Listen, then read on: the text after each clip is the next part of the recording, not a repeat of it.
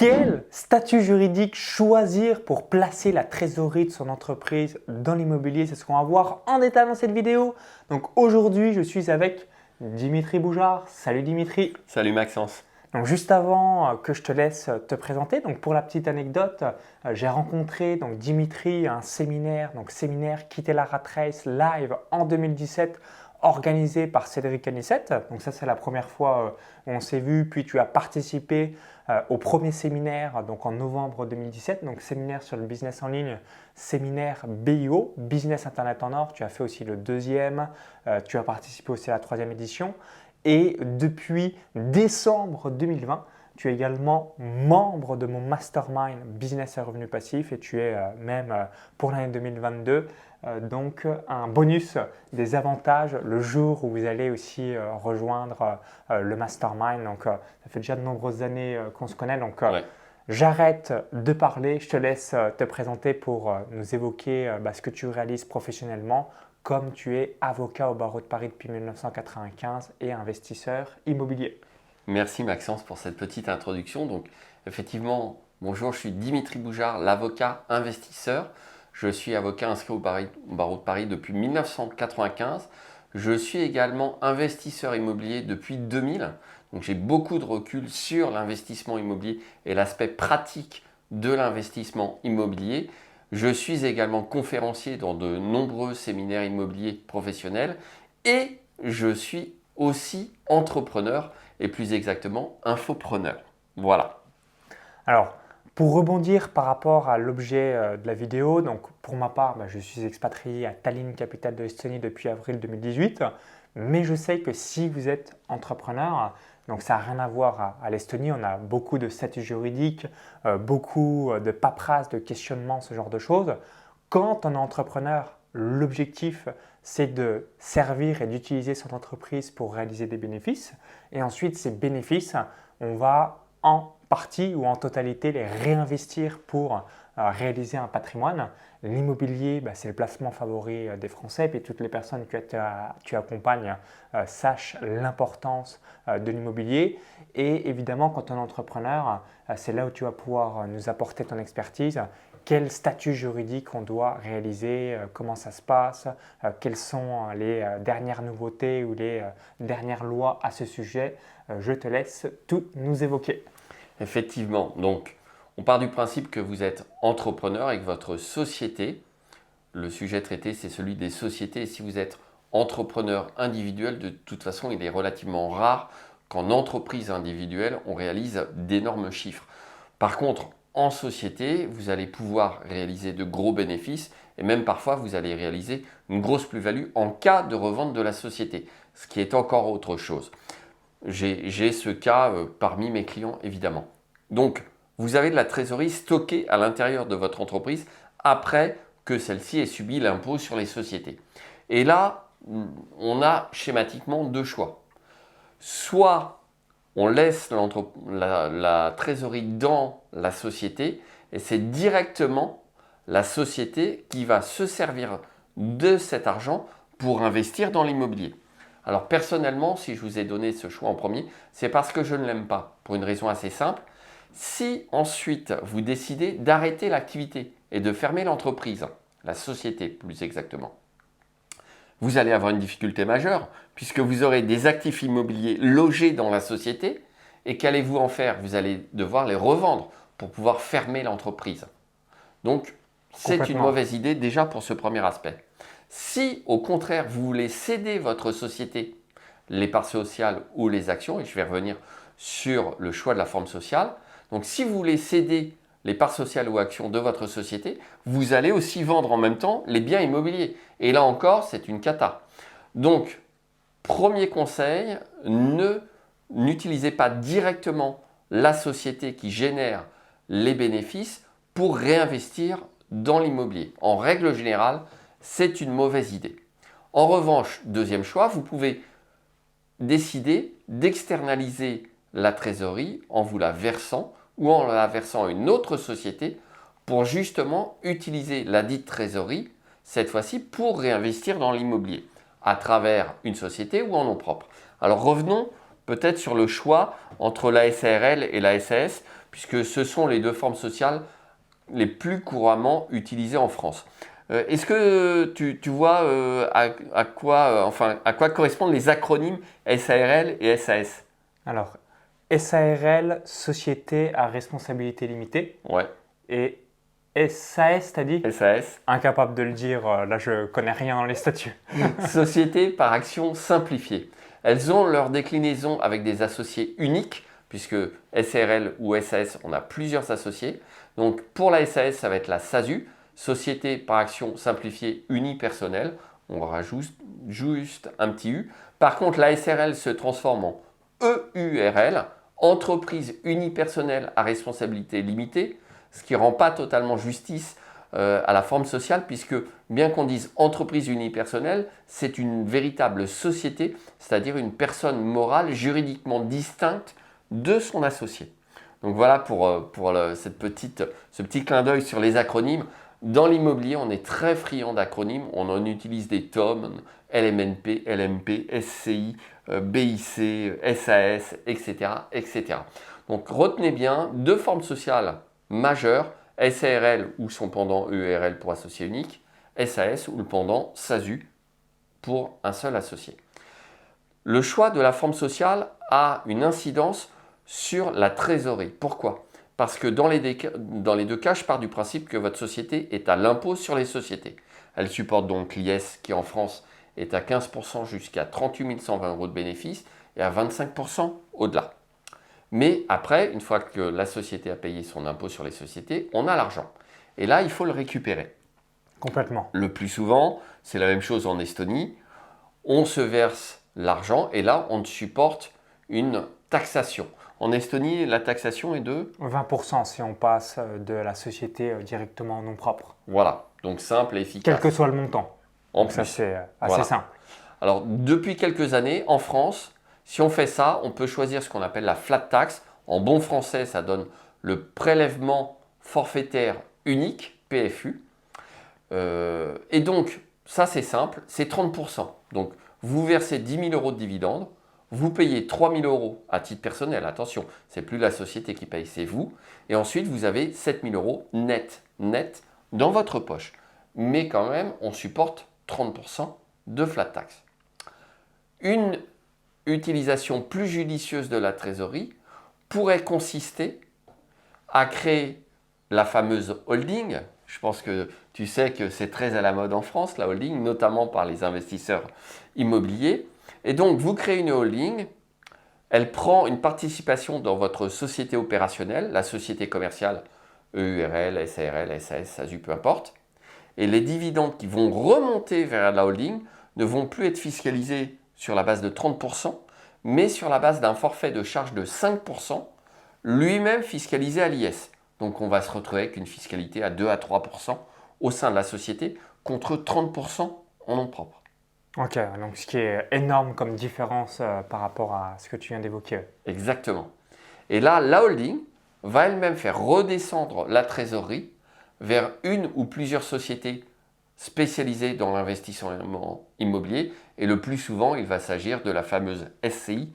Tiens, SCI. Donc société, il y a immobilière, mais le C, je ne sais pas. Civile. Société civile immobilière. C'était pas mal. Vous voyez comment Société je connais rien civile à l'aspect juridique. Vous avez compris pourquoi j'habitais en Estonie pour la petite boutade. Exactement. Donc société civile immobilière. Pourquoi la société civile immobilière? Moi, je l'affectionne particulièrement parce que en termes de financement bancaire, c'est quand même, et ça reste encore à l'heure actuelle, ce qu'il y a de plus facile à faire financer comme choix de forme de société par les banquiers. Vous commencez à dire à votre banquier, et je veux faire mes investissements en SAS, la plupart du temps, il va ouvrir de grands yeux. S'il connaît la forme, il va vous dire, ok, je connais, mais pourquoi vous voulez faire ça comme ça? Vous êtes conscient que ça va être du crédit professionnel sur 15 ans avec 30% d'apport et un taux plus élevé. Si vous lui dites SCI, déjà, vous le rassurez quand même assez largement. Alors attention, hein, je veux tout de suite mettre à part une mauvaise idée actuellement, c'est de créer une holding qui n'a pas de trésorerie juste pour être deux associés dans la SCI, histoire d'être associé avec vous-même. C'était une astuce qui avait encore lieu il y a 2-3 ans, qui était finançable. Actuellement, les banquiers ne financent plus ça. Voilà, ça c'est clair et net. Mais donc la holding fait redescendre la trésorerie vers votre ou vos SCI via une convention de trésorerie ou de l'apport en compte courant d'associé. Et du coup, vous aurez pu transférer et utiliser la trésorerie de votre société personnelle qui dégage de gros bénéfices en payant bien moins cher que les 30% de flat tax si vous vous distribuez directement les dividendes. Et attention, il y a une petite subtilité pour le coup entre la SARL et la SAS, puisque les dividendes de SARL ou de URL supportent non pas la flat tax à 30%, mais des cotisations sociales au-delà d'un certain montant, plus de l'impôt, ce qui fait exploser les prélèvements obligatoires sur les dividendes versés par les EURL ou les SARL. Donc, la SARL ou le URL, c'est plutôt réservé à l'entrepreneur qui souhaite se verser régulièrement et mensuellement une rémunération et se verser peu de dividendes en fin d'année. Par contre, si vous avez par ailleurs une autre activité salariée par exemple, eh bien, choisissez plutôt, en règle générale, ça nécessite évidemment une étude personnalisée au cas par cas, mais choisissez plutôt pour de la constitution de patrimoine du stockage de trésorerie, la SAS ou la SASU. Et là, grâce au mécanisme de la holding et des SCI, vous allez pouvoir utiliser en maximisant l'optimisation fiscale, la trésorerie de votre société. Voilà, vous voyez finalement, ce n'est pas forcément extraordinairement compliqué, je vous l'explique de façon simple. Alors après, attention, évidemment, si vous créez la holding après coup, il va falloir apporter les titres à la holding ou les revendre, ce qui génère un PV d'assemblée générale, une augmentation de capital, un enregistrement auprès de la recette des impôts, une modification auprès du greffe. Enfin, Maxence, tu vois un petit peu le Tu as genre anticipé une de mes questions. Je voulais savoir est-ce que ça valait le coup de créer une holding ou est-ce qu'il y a un minimum selon toi de patrimoine immobilier où on va aller chercher pour se dire ok, la holding c'est bon, 200 000, 500 000, 1 million. Est-ce que tu as une tendance qu'est-ce que tu pourrais nous évoquer par rapport à la holding quand on souhaite investir avec la trésor de son entreprise? Alors, la holding, c'est pas pour tout le monde, clairement. Si vous vous dites, j'ai une SCI et elle va gagner tellement d'argent que je vais faire une holding et qu'elle pourra ressortir cet argent, une SCI, en règle générale, de toute façon, ne pourra pas verser de dividendes les premières années, simplement parce qu'elle sera fiscalement déficitaire et que tant qu'elle est fiscalement déficitaire, elle ne peut pas distribuer de dividendes. Donc ça, globalement, c'est une mauvaise idée. En revanche, si vous avez une société opérationnelle qui commence à dégager plusieurs dizaines de milliers d'euros de bénéfices nets après impôt sur les sociétés, là, ça peut commencer à valoir le coup de s'interroger. En règle générale, les clients que je conseille sur ce genre d'opération ont un minimum de trésorerie de 50 à 100 000 euros déjà présents dans la société opérationnelle pour qu'on mette en place ce genre de choses. Évidemment, si plus vous avez moins gagnez, de 50 mieux 000 ou de 100 000 euros, dites-vous 100 000 euros. c'est pas pour tout de suite. C'est assez simple. Ce n'est pas encore le bon moment parce que ça va engendrer des frais additionnels comme tu viens de l'évoquer, plein de paperasse et de démarches administratives. Bon, si vous êtes en France, vous savez très bien de quoi on parle, donc ça sera dans un deuxième temps. Tout à fait. Il sera toujours temps de modifier la structure et de créer un véritable groupe de sociétés après coup. Mais lorsque justement les sommes en jeu le justifieront. Alors, autre question qui vous vient peut-être à l'esprit.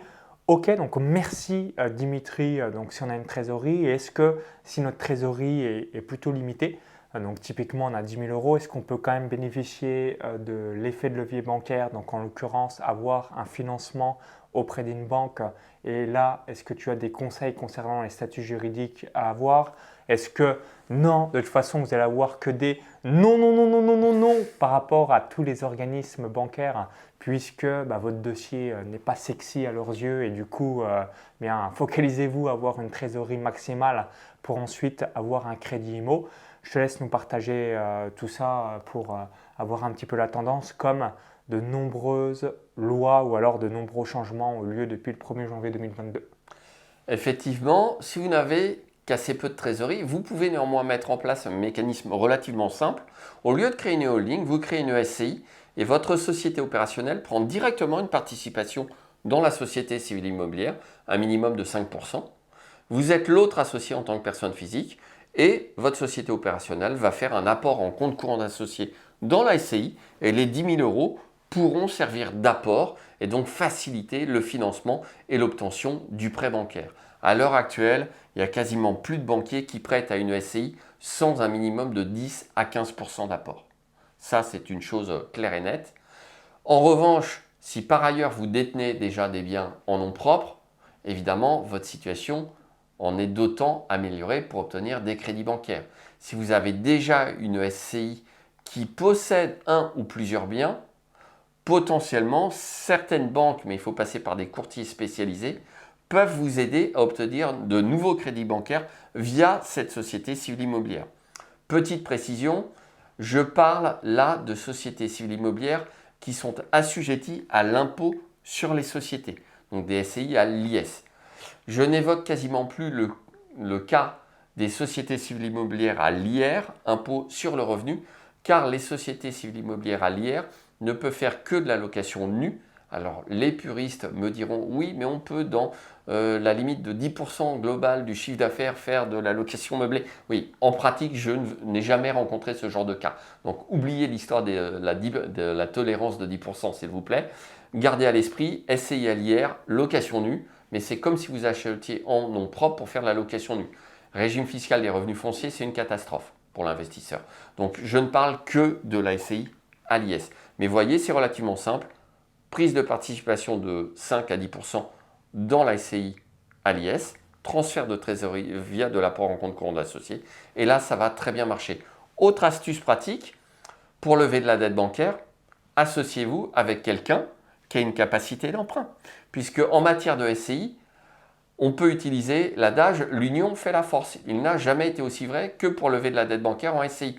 Puisque si vous êtes déjà comme ça, un petit peu à la gorge en termes d'endettement personnel, ça ne va pas forcément améliorer les choses d'être en SCI associé avec votre société.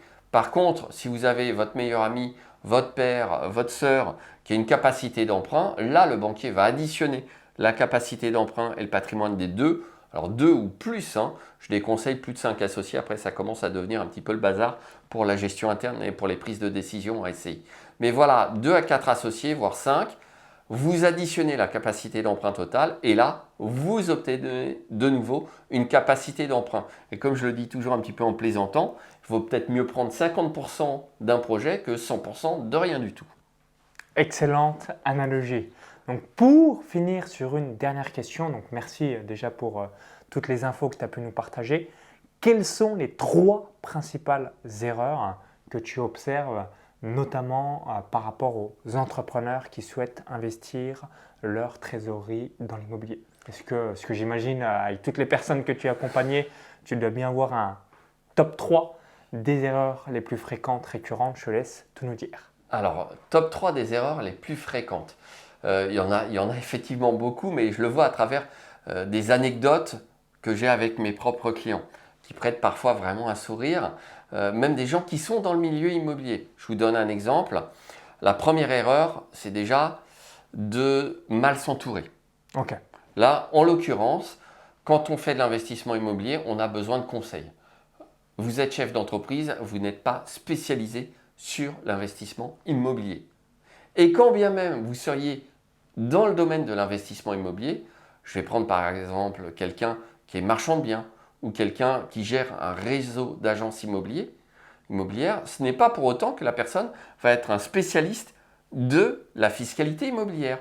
Et quand je dis l'importance de bien s'entourer, c'est principalement dans le domaine de la fiscalité immobilière d'avoir la bonne personne pour tenir les comptes, donc l'expert comptable.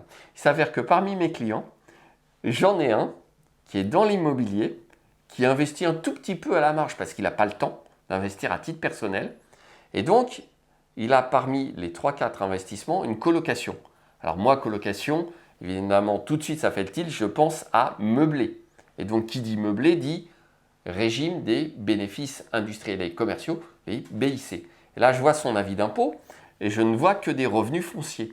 Et que ce que je viens de dire sur les revenus fonciers, c'est que c'était pour la location nue. Alors évidemment, je lui dis, votre colocation, elle est louée en nu? Là, il me dit, bah non, elle est louée en meublé. Là, je lui dis, et votre expert comptable, vous savez comment il la déclare? Oh bah non, c'est l'expert comptable de ma boîte. Donc, voilà, je lui fais confiance. Voilà, je lui fais confiance, je m'occupe de rien. Sauf qu'il ne sait pas faire du tout. Parce que l'expert comptable de la boîte, au lieu de déclarer le logement en meublé, il le déclare comme si c'était une location nue, avec une imposition beaucoup plus rapide et beaucoup plus forte en revenus fonciers. Alors qu'en déclarant correctement en BIC, peut-être que la colocation aurait dégagé du cash flow, mais avec zéro impôt pendant 5 à 8 ans.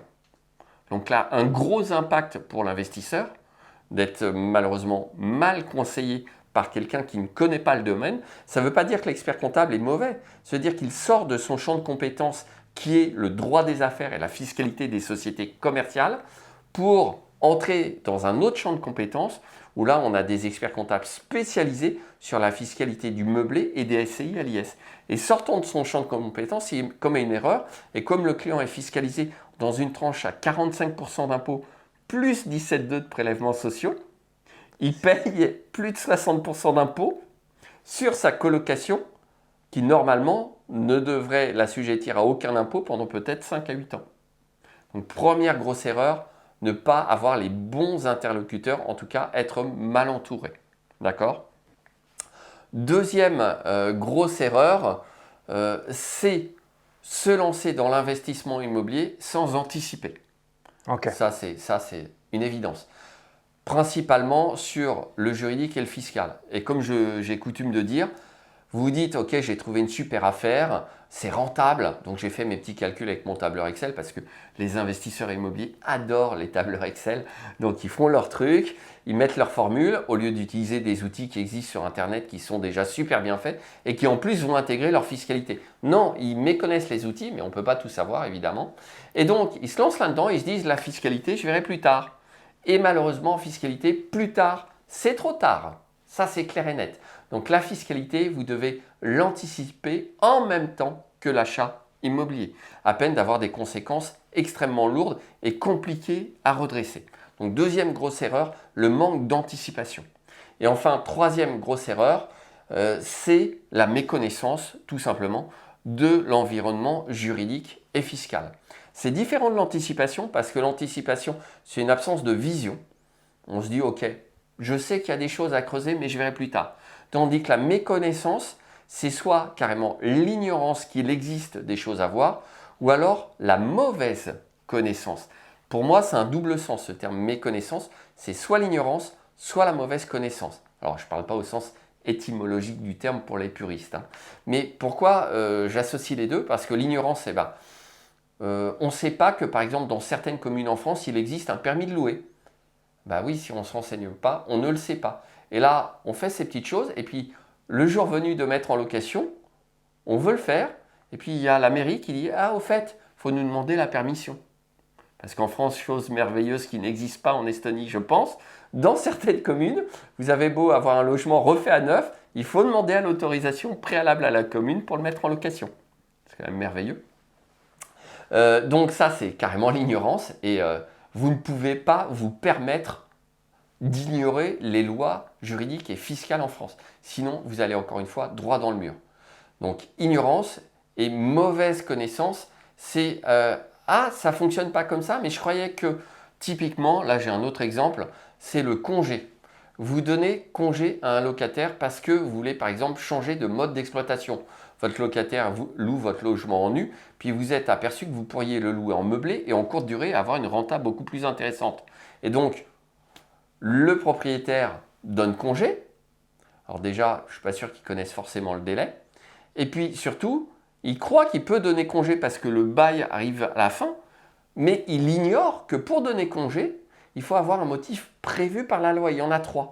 Congé reprise pour vendre, et ce n'est pas le cas, il veut le récupérer pour le louer en courte durée. Congé reprise pour habiter, ah oui, mais non, il ne veut pas l'habiter, il veut le relouer plus cher et en courte durée. Et congé reprise pour motif légitime et sérieux.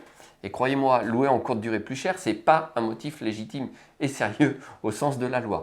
Un motif légitime et sérieux, c'est des loyers impayés à répétition, c'est des troubles de voisinage constatés par une décision de justice. Donc voilà, c'est ça. Donc ignorance qu'il faut un de ces 3 motifs pour donner des congés, il donne congé et son congé n'est tout simplement pas valable et ça met par terre ses plans de relocation, location courte durée. Et sur le congé, je pourrais aussi vous dire, il ignore aussi qu'il vaut bien mieux donner congé par huissier que par lettre recommandée parce que si le locataire en France ne va pas chercher le recommandé, ça ne fait pas courir le délai du congé. Donc on ne respecte pas le délai de préavis.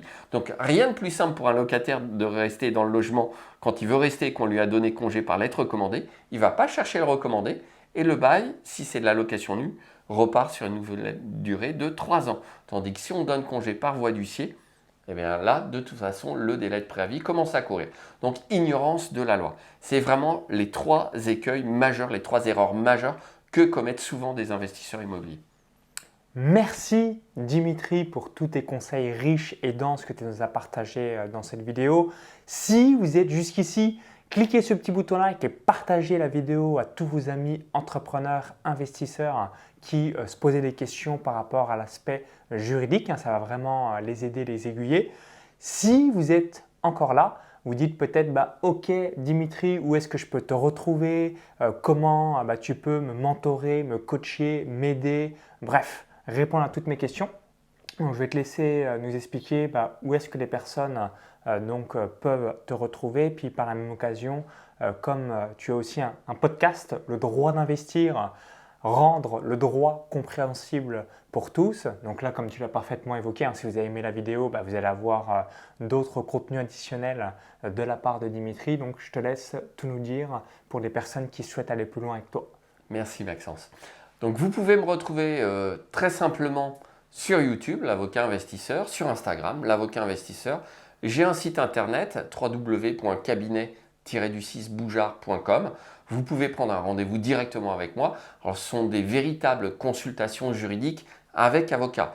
Je suis votre unique interlocuteur et je vous aide à mettre en place une véritable stratégie juridique et fiscale pour vos investissements immobiliers. Et de toute façon, maintenant, c'est mon unique activité en tant qu'avocat. Bien évidemment, j'ai un réseau. Si vous avez un souci avec un locataire, je pourrais vous aiguiller vers la bonne personne, vers le bon avocat pour résoudre le problème de façon judiciaire. Si la mairie vous pose un souci d'urbanisme, pas de problème, j'ai une avocate qui traite ce genre de difficultés. Mais pour tout ce qui est conseil en investissement immobilier, ce sont des rendez-vous en Zoom. J'enregistre toutes les vidéos, ce qui me permet une restitution de la vidéo en plus. Donc là, je pense que vous allez apprécier parce que vous pourrez conserver et revoir quand vous avez besoin la vidéo. Vous n'oublierez rien de toute façon. C'est pas grave, vous avez la vidéo. Et c'est dans le cadre du rapport client-avocat. Donc tout ce que vous me dites, évidemment, soumis au secret professionnel. Au-delà de ça, je crée beaucoup de sociétés pour investisseurs immobiliers, donc les fameuses SCI, Sociétés Civiles Immobilières, des sociétés de sous-location, de conciergerie. Je rédige des contrats de sous-location, de conciergerie, de colocation. Et puis enfin, j'ai créé spécialement pour vous les investisseurs un podcast, Le droit d'investir, qui consiste tout simplement en un podcast audio, donc à écouter quand vous voulez, de façon libre, sans devoir rester scotché devant l'écran de votre ordinateur ou devoir activer la vidéo dans le métro, c'est pas toujours terrible. Et donc vous le mettez, vous l'écoutez. J'ai une cliente qui écoute ça dans sa salle de bain. Donc je l'ai rencontrée récemment. Elle m'a dit j'écoute ça tranquillement dans la salle de bain. Je peux même réécouter plusieurs fois pour bien m'imprégner de la chose. Donc vous avez un condensé d'informations et de points juridiques et fiscaux chaque semaine en 15-20 minutes, couplé à une plateforme, le droit d'investir, où vous aurez les fameux contenus additionnels. Et notamment, vous pourrez assister à un coaching commun en Zoom de 2 heures par mois. Donc là aussi, une véritable possibilité d'être directement en contact avec moi pendant 2 heures pour me poser vos questions en direct. Voilà, donc j'ai envie de dire, si vous voulez éviter de perdre des heures à scroller Facebook pour retrouver le fameux post où vous croyez avoir lu que, ou prendre une information périmée qui date d'il y a 4 ans, comme la fameuse information que je retrouve encore régulièrement sur les blogs, à savoir l'option à l'IS est irréversible. Non, non, non, non, c'est fini depuis maintenant 3 à 4 ans. Donc si vous avez encore lu ça récemment sur un blog sur internet, c'est dire que le blog n'est pas à jour ou que la personne qui a rédigé l'article n'y connaît absolument rien. Dommage. Donc arrêtez de vous perdre dans tout ce qui n'est pas bon. Allez directement à la source d'informations certifiée. Je suis avocat depuis 1995. J'ai un bac plus 6 et plus de 22 ans d'expérience dans l'investissement immobilier.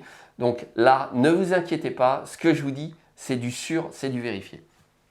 Merci une nouvelle fois par rapport à tout ce que tu nous as partagé. Donc le lien dans la vidéo YouTube, le i comme info ou encore tout dans la description juste en dessous. Vous cliquez sur le ou les différents liens que je vais mettre et vous partager puisque vous permettra de voir tout ça tranquillement. Donc à tout de suite de l'autre côté. Merci de nous avoir écoutés et surtout, vive les entrepreneurs et les investisseurs immobiliers. À très vite. À bientôt. Bye bye.